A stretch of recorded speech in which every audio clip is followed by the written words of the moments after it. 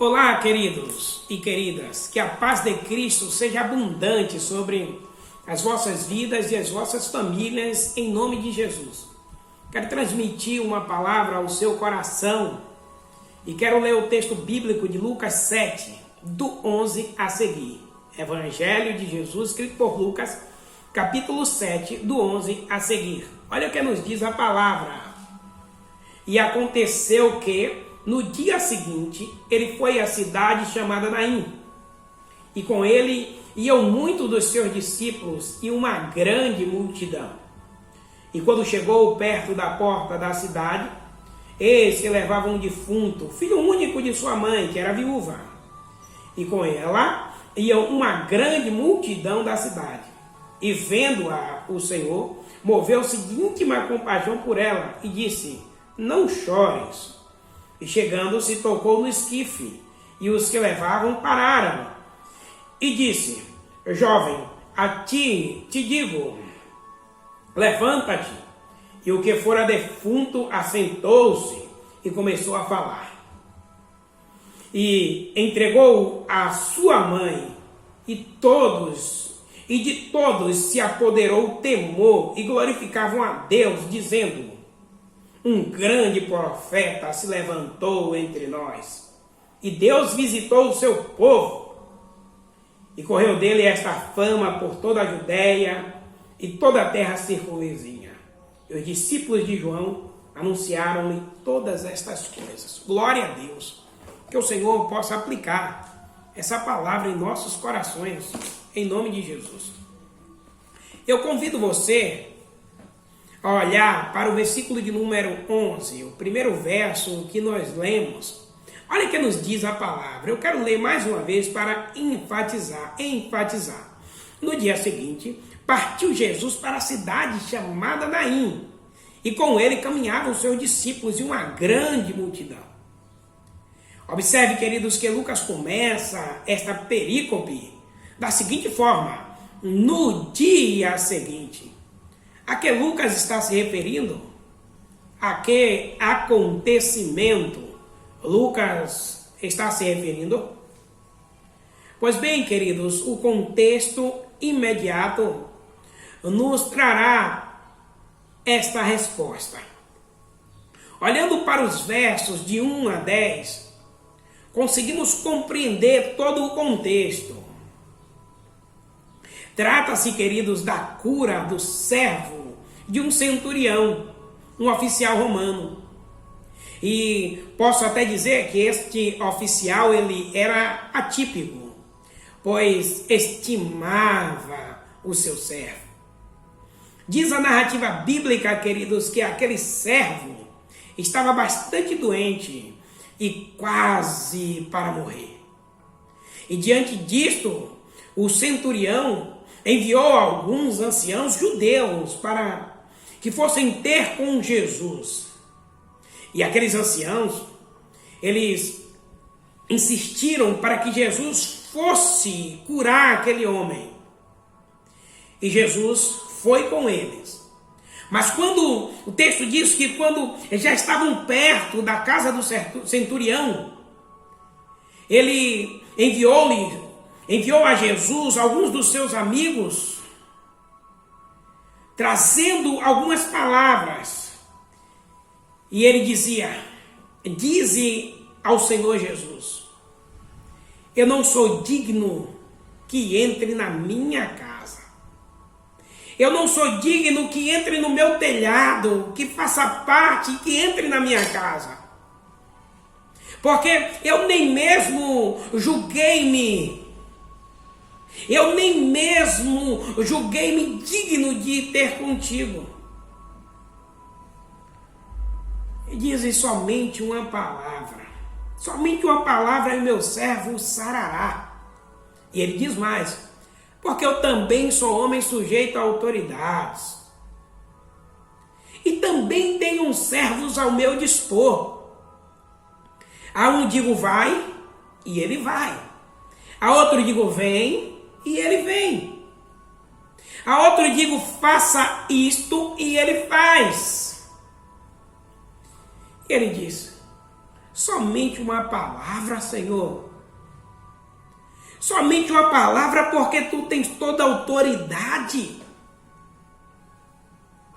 Senhor, nem sequer necessita de ir lá. Primeiro que me acho indigno. E que o Senhor com a palavra resolve todo o problema.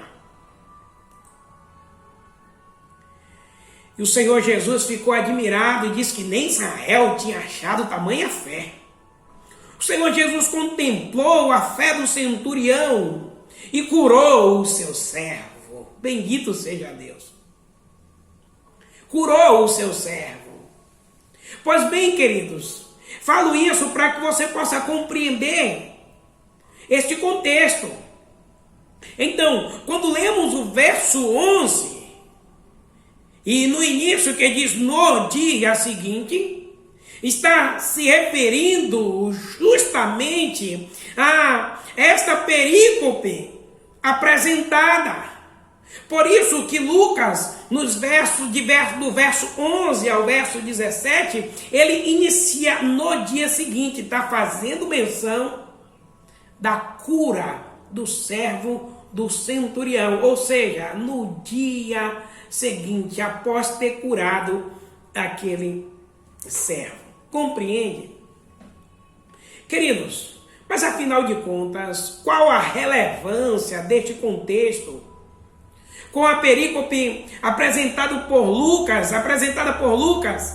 nos versículos de 11 a 17? Queridos, a relevância é: Jesus, nos versos de 1 a 10, é conhecido como onipotente. O seu poder é identificado na cura de um homem que estava à beira da morte. Nos versos de 11 a 17, o Senhor Jesus é conhecido como um onipotente e o seu poder é identificado como aquele que tem autoridade sobre a morte. Ou seja, tanto a enfermidade quanto a morte está no controle de Jesus. Coisas aparentemente fáceis e coisas extremamente difíceis devem ser apresentadas a Jesus, pois só Ele pode fazer milagre. Isso me faz lembrar, observando esses dois casos, mas só para fazer um paralelo, me faz lembrar do episódio em que Lázaro foi morto. Antes disso, ele estava enfermo.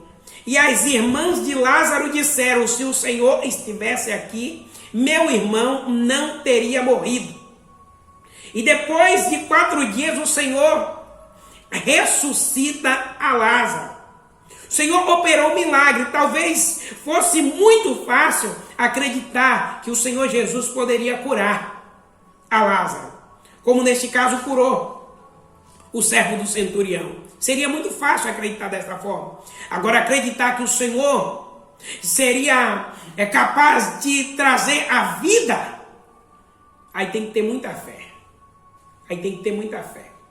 Pois bem, então, nestes versos de 11 a 17, o Senhor Jesus é apresentado como aquele que pode trazer a vida, pode trazer a existência, aquilo que não existe. Então, coisas difíceis e coisas fáceis, para Jesus, queridos, é a mesma coisa. É difícil ou fácil para mim e para você. Eu quero chamar a sua atenção para o texto em que fizemos menção logo no início. No dia seguinte, como nós já falamos, após a cura do servo do centurião, o Senhor Jesus foi a uma cidade por nome Naim. E como era de costume, uma numerosa multidão o acompanhava. Eu penso, queridos, que aquela numerosa multidão, ela era representada por várias famílias. Cada família com sua dor, cada família com seus sentimentos, cada família com suas necessidades, cada família necessitando da intervenção divina por intermédio de Jesus.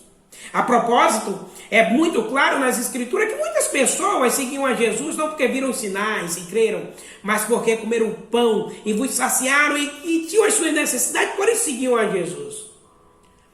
Queridos, diz a Escritura que quando Jesus chegou próximo à cidade, ele se deparou com uma cena bastante comovente. Que cena foi esta? O texto bíblico nos diz que é um defunto, filho único, em que uma mãe viúva, ele era levado para ser sepultado. E uma multidão acompanhava aquele cortejo fúnebre. Percebam que uma multidão acompanhava o Senhor Jesus, e agora também uma multidão, certamente de conhecidos daquela mulher, foram solidários àquela viúva, que já sofria com a perda do marido e agora com a perda do filho. Essa multidão acompanhava aquele cortejo, e também pode ser representada, é muito claro, por inúmeras famílias, e cada um também com suas peculiaridades, cada um sofria do seu mal, contudo, foram solidárias para aquela viúva. Mas cada um também tinha a sua dor. Nesta narrativa, Lucas diz que Jesus se moveu de íntima compaixão. Jesus se move de íntima compaixão e diz para aquela mulher: não chores. Jesus diz para aquela mulher: não chores. Queridos, mas como aquela mulher não choraria, visto que não tinha mais ninguém na sua família, não tinha mais ninguém, ela tinha somente o marido e o único filho, e agora este havia morrido. Talvez aquela mulher pudesse morrer e sem deixar descendentes. Será que o Senhor Jesus foi insensível quando disse para aquela mulher: não chores? Obviamente não. Obviamente não. Acabei de mencionar, queridos, o texto. Jesus moveu-se de íntima compaixão. Quando o Senhor Jesus disse para aquela mulher: não chores, ele estava dizendo: olha, eu vou ressuscitar seu filho. Naquele momento, queridos, nada poderia fazer com que aquela mulher parasse de chorar, senão a ressurreição do seu filho. Com o passar do tempo, é claro, caso não tivesse ressuscitado, com o passar do tempo ela choraria, mas naquele momento, para enxugar as lágrimas daquela mulher, somente a ressurreição do seu filho. E foi justamente isso que Jesus fez. Aquela mulher, querido, chorava por ter sua família desfeita. A sua família foi desfeita por duas fatalidades, perdeu o seu marido. E como se não bastasse a dor, como se não bastasse as dificuldades que por certo ela passava, e eu fico a pensar, dificuldades financeiras e inúmeras outras, porque viúva não tinha amparo naquela época, e agora ela perde o seu filho. Por isso aquela mulher chorava. Aquela mulher chorava, e como nós bem sabemos, é uma dor terrível quando alguém perde um ente querido, e naquele momento que está levando para ser sepultado, meu Deus do céu, parece que a dor é dobrada. Mas existem vários motivos, queridos, familiares, que pode fazer uma pessoa chorar. Por vários motivos na família, alguém pode chorar. E eu quero perguntar para você: você tem chorado? Por que você tem chorado? Qual a realidade da sua família? O que tem mexido com suas emoções? Será enfermidade física, como a do servo do centurião? Mexeu com as emoções do centurião. Será a morte física, como a filha, como o filho. Aquela morte do filho daquela viúva. Não, pastor. Nenhuma destas situações, graças a Deus, faz parte da minha realidade. Amém por isso. Pode fazer parte da realidade de muitas pessoas. Mas talvez da sua, nesse exato momento, não esteja fazendo. Fazendo parte da sua realidade ou não, o Senhor quer consolar o seu coração. Sabe por quê? Porque tem outras coisas que te faz chorar. Porque tem outras coisas que te faz sofrer. Tem outras coisas que mexem com suas emoções. Você tem sofrido? A esperança morreu. A esperança daquela mulher, por assim dizer, havia morrido. Como assim, pastor? Um único filho, que no futuro seria o seu provedor, que no futuro cuidaria dela, que no futuro ajudaria no sustento. Seria aquele que cuidaria da sua mãe, da possível velhice. Mas agora estava morto. E as lágrimas rolam nos olhos daquela mulher. Meu irmão, minha irmã, Jesus estava presente. O onipotente, o todo-poderoso estava ali. O onipotente, onipresente. Jesus, queridos, também está presente e se comove com sua situação. E eu quero dizer, ouça a voz do Senhor falando ao seu coração. Não chore. E quando ele diz não chore, ele está dizendo, estou aqui para operar um milagre. E assim ele fez com aquela mulher. Ele enxugou as lágrimas daquela mulher e ressuscitou o seu filho. Ele tocou no caixão e disse, te digo, levanta-te. Levanta-te, jovem. E o que fora defunto assentou-se e voltou a falar. Ah, queridos, Jesus enxugou as lágrimas do rosto daquela mulher. Jesus enxugou as lágrimas do rosto daquela mãe. Foi por isso que ele disse, não chores. Agora aquela mulher, certamente, não estava mais com lágrimas nos olhos, mas com um sorriso, com alegria. Glória a Deus.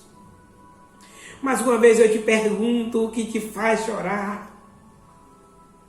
O que tem feito você chorar? Pensa aí um pouquinho, o que é que tem feito você chorar? Presta atenção, com a palavra o servo do centurião foi curado. Com a palavra o filho da viúva foi ressuscitado. E a alegria voltou para aquele lar. Com a palavra Deus pode mudar o quadro da sua vida. Com uma palavra Deus pode mudar a sua história. Com uma palavra o Senhor pode restaurar a sua família.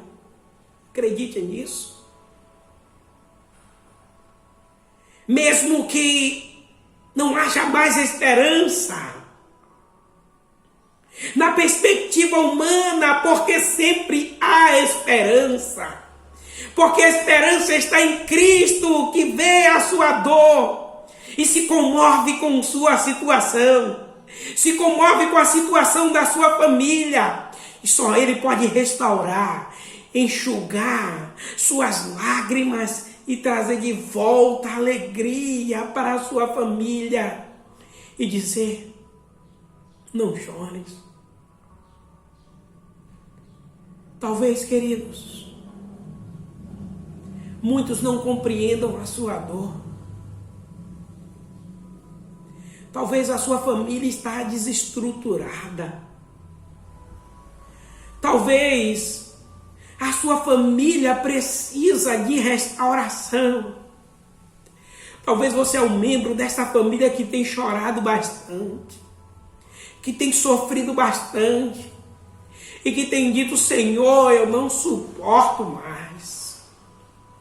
Tem dito: Senhor, eu não aguento mais tanta dor. Talvez você tenha perdido até mesmo a fé, a esperança. Mas essa palavra de Deus é para animar os seus ânimos. Essa foi boa. Animar os seus ânimos. Mas esta palavra, querida, é para te animar. Essa palavra é para trazer ânimo para você. E dizer, assim como o Senhor disse para aquela mulher: não chores. Ele disse para você: não chores. Eu estou aqui presente.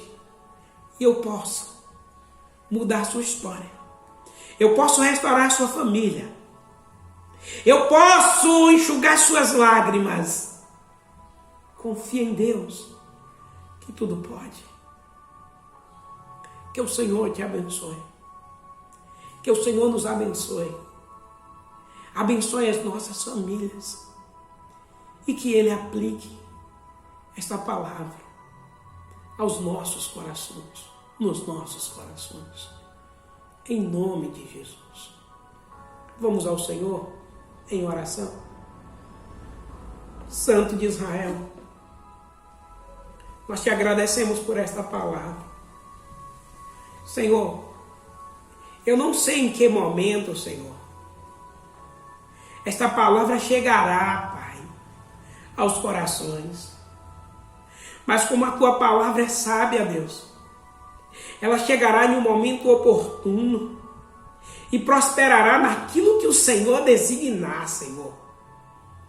Pai, em nome de Jesus, eu te peço a Deus que esta palavra, Deus, fale aos corações.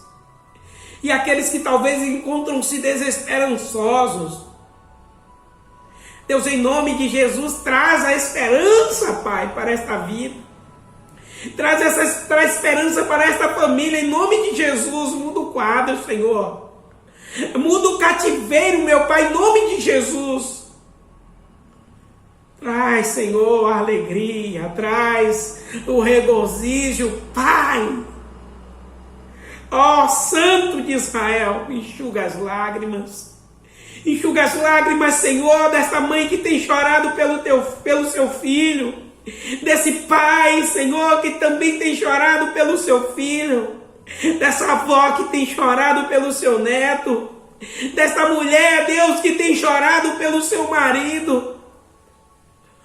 Deus, que tem vivido, a Deus, contrário aos seus princípios.